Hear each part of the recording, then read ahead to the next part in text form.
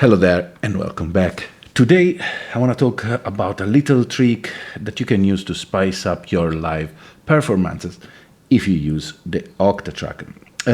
If you know my music, I mostly use the Perfourmer and the Avalon from Abstract Instruments, and usually my drum line is mostly a kick for on the floor, but lately I'm playing with some drum loops, and in this case I'm using the loops that my friend Ryan sent me. He's releasing a new sample pack, and he's an amazing drum player. We did a collaboration years ago, a track called Frames. I'll put a link down below, and he's releasing some nice sample that I wanted to use. In this case, I will show you how to prepare some stereo sample loop and then put it in the Octatrack and then have fun with synths and stuff to mangle live the sound of it. So as you hear in the quick demo that I did, basically I had one kick, this one. Let me turn on again.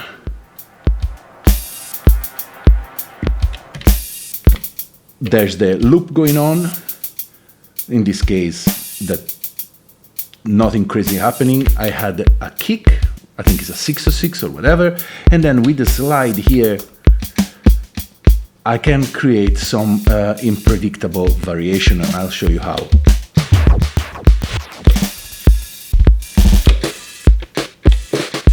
And then slide back to whatever I want, play with the retriggering thing.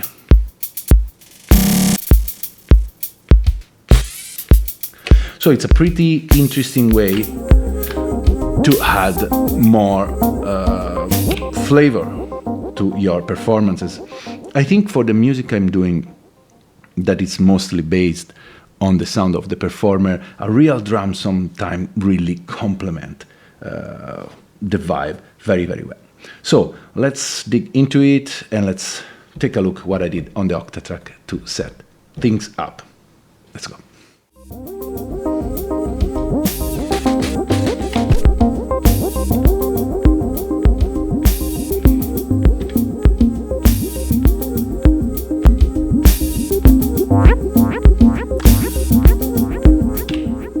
Okay, so here we are. Let's go and see what happened in the Octatrack right now. If you followed me in previous video, you know basically what is my setup here. I have the first two track 1 and 2 that are true for the Vermona, and the track 2 is a neighbor for effects. Track 3 is the Abstract Instruments Avalon. Track 4 right now is used for the kick, and then track 5 is a pad, was deactivated right now, and track 6 is what I'm using for the loop. Then 7 is my resampling track, and 8 is another true machine that I'm using for the microcosm. So for the sake of this thing, we can just use the bare minimum and listen to what happened. So right now we will listen to just the 303, the kick, and the drum loop. And I set some scene in which I can create some Miami.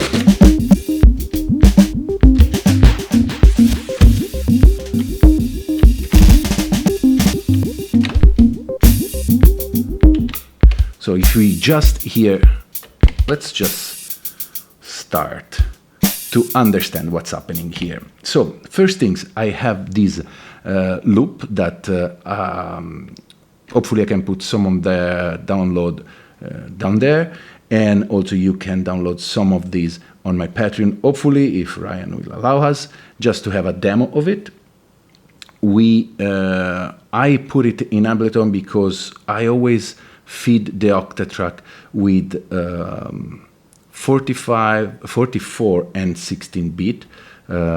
Otherwise, it can be pretty complicated. So first I put the loop on Ableton. I create like a longer loop, like 8-bar loop, in which I have the different part of the loop, but that's something, it depends on the kind of sample that you're using. And then I put it down here so we can listen to them.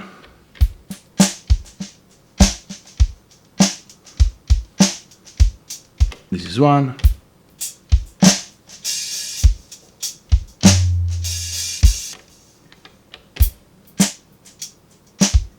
There's some effects going on actually, because I wonder, oh, I reload the part and maybe now I screwed up everything. Yes, I did. There we are. So there's some effects going on. Let's clean everything. Here we are. This is the clean loop, 1 at half time. If you hear, basically I had the verse, the chorus, and the fill all together. So basically it's 4 loop put together. This because it's fun later on to have more variety when you start chopping them up. I have this.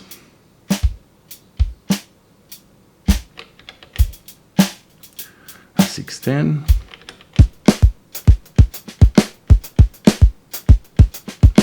And this come from a previous track he sent me.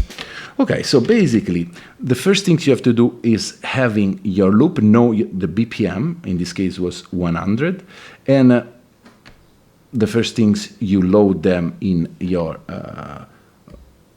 pool, and then let's work with this one. You go in the audio editor. This will come. So the first things that I usually do is go in attribute and check if the original tempo match the one that I know. So in this case, I have 100. The Octatrack think it's 100, and it thought right.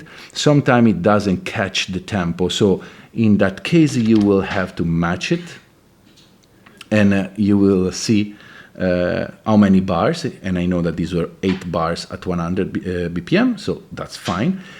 Then I go in this page, the slice page, press yes, and I do create slice grid. When you do that, you decide how many slices. For this case, I want 64, so it's going to be a lot of slices. You press yes, it asks align markers to 0 crosses. It could be a good idea since it's drum, so you will be sure not to truncate any transient. So you press yes, and that's it. You can zoom out and you see how many beautiful slices do you have. So if you see, this is the full loop. It would be 4 parts for how it works. So one, it would be the verse, one would be here the pre-verse, or I don't know how you call it. Then you have a fill, and then you have a chorus. So once you put it all together, you can have a lot of fun, because now we go in the setting of the machine here. So we do, forgot something important. Once you did everything, you go in File and you do Save Sample Settings. So from now on, every time you load that sample, it will remember all the setting you have and the slice. Very important. Otherwise, you will have to do this over and over again. Then on the track, you have to do some settings. So double press source, you will put, I put usually loop off, slice on, length slice, and then you can, this one I never really touched them, it's fine as is. So right now you are telling the machine that you will have to read the loop as sliced one. And then the last things you have to do, or I like to do, is the start, usually from 1, and the length is 1. So it means that each trig will play only one slice. So let's hear what happens once you have this. This would play just the first slice. Here we are. You can see in the audio editor, right? So if we have more, you play just the first slice. If you move the start, let's say this one here, let's go random like this, you would see that you will play different slice. So the first thing that is pretty fun is that because you can, let's go back and add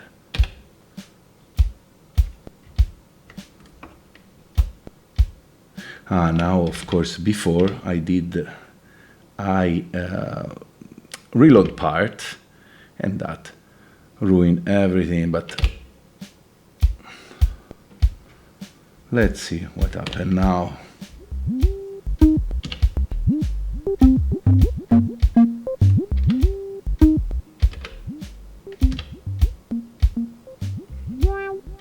So let's just play with the 303 and this.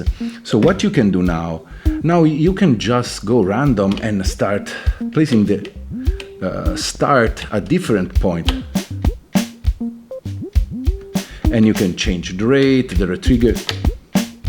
And this is pretty funny to play live. So what I like to do, it's also load a kick, because the loop, sometimes the drum loop doesn't have that deep kick that I enjoy.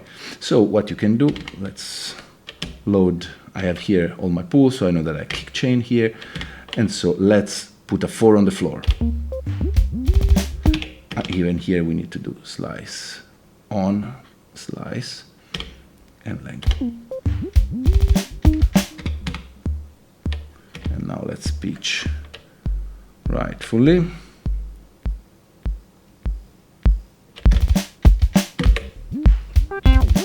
So with this setup right now you can have fun and you can improvise here with your hand.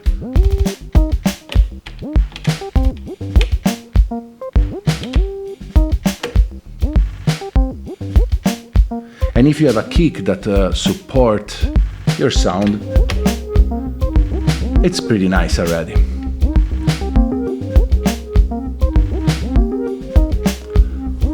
And rather than have this, that it's mostly what I always end up with just a kick and this other element, having something like this going on is pretty fun. But what we can do to make it even funnier? So let's play with the LFO and the scene. That is where I feel that things got pretty fun. So let's put 4 trigs, and this is what would sound, because it triggers the first slice. We can actually put the length longer if we want to hear more. So right now, let's set a scene. Let's take scene 3, and let's go on LFO. So on LFO, I want to play with the start of the loop. So we check here, we would start, we use a random wave. Here it is, and we put as a trig, and then now we hear. If I start adding depth, this will start at different places. And we can see it here in the, see, it's scattered around.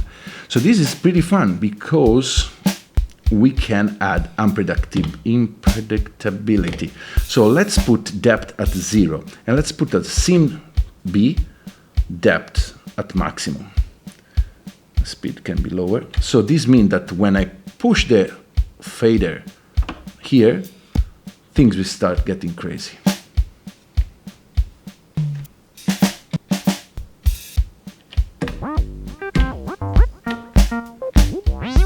So now we add just a few triggers. Let's add more to make it more crazy. So the other things you can do is like set up these to be like filtered a little. So I still work on scene B, and I want to add also some delay.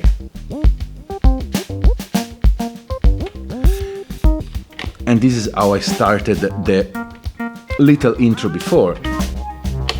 I had the drum part going completely random, and you can see here how all the slices got picked around the full loop. And then when I wanted to go back, I just load the kick, the 4 on the floor, and slide to scene A. So what you have to create initially is a loop here that sounds pretty cool. So let's...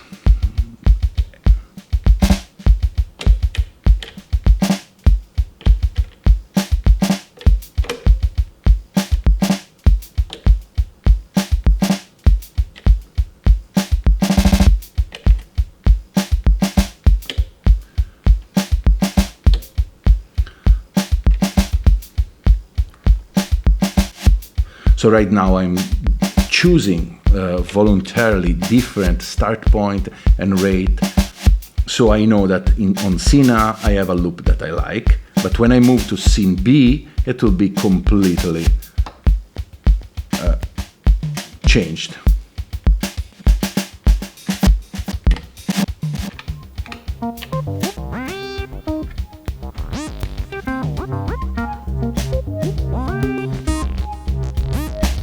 And then, so in this way I know that I can create some sort of transition using the loop. Now the fun part of this thing is like once you set up this, and you can do, let's actually add another scene. So this is gonna be scene 4, and let's like pitch down, and let's decide to start from another point.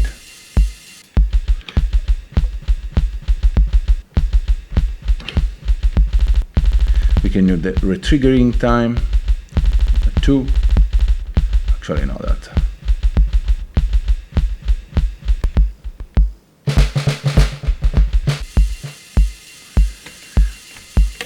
So now you can go from scene A to scene B when it's just shuffle the start. Now, of course, we put different start here, so these override the I think the LFO, and then on 4 we pitched weirdly and we added weird stuff.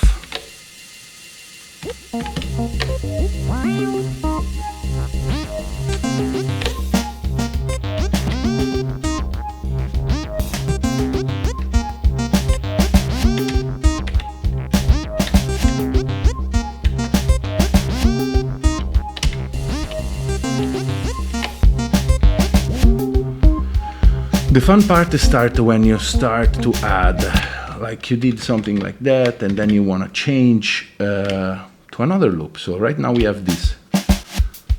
Let's add another loop.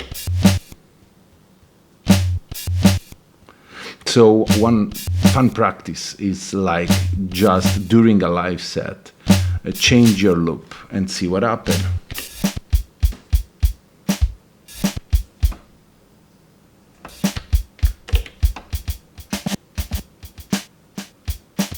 Of course, for each loop you have to prepare it first, you have to save it with slice and so on. Otherwise it might not work precisely. See how this thing is very interesting. And now, of course, the pack I'm using, this is taken from a folder with the same kind of sound. So it's very interesting when you start mixing with different loop. So we can try, I think I have more. Let's load, let's see, let's load something else. I have a folder where I put all of my loop. So for example, let's get this one.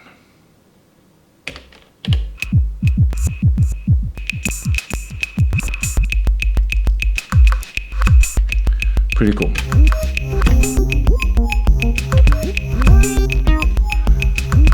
And it's really easy to start messing around live.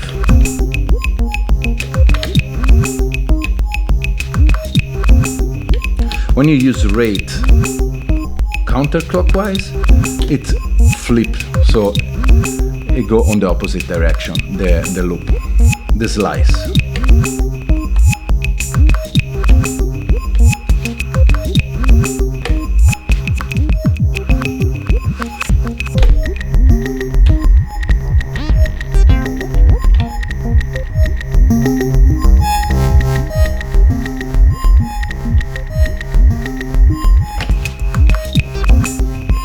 And so on and on and on. So that's about it. It's a pretty simple and effective way. You can set a lot of scene, and the one I was playing before I canceled everything, reloading my part, had a few different things. Let's see if I can do something. For example, one simple things that you can do on a scene B, it's like having the retriggering rate.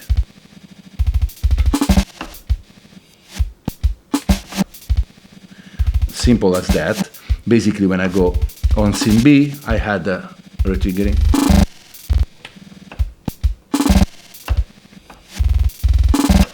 And that's it. You can also push them.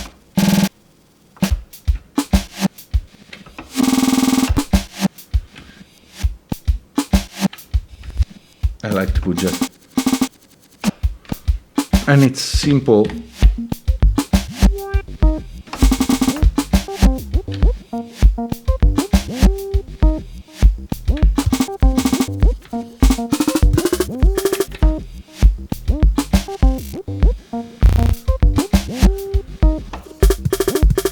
And you can go very, very crazy like that. That's super fun.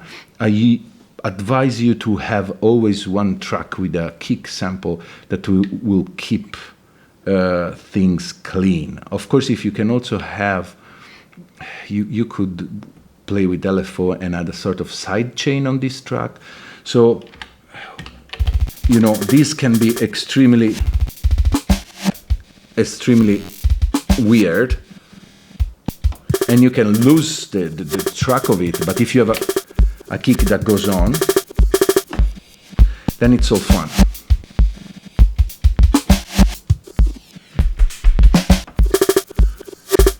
And then always save your part and reload it if you screw up, so you can go back to where you were.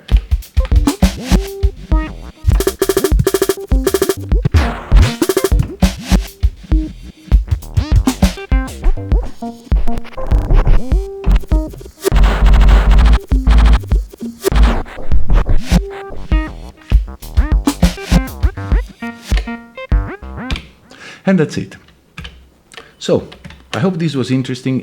It's some kind of technique that takes a little time to master on the Octatrack, and I'm still far from mastering it, but it's something that really had a layer on your performance and your recording that it's really hard to do with any other instrument. The Octatrack, this is another trick and skill that Octatrack has, and I didn't find it on any other sampler. Okay, hope this was interesting. I'll see you next time. Of course, if you want to support me, please subscribe to this channel. You can subscribe to Patreon, where I do a more in-depth video, or you can buy stuff from the affiliate link down below, and that will help me a lot. Okay, I'll see you next week. Ciao.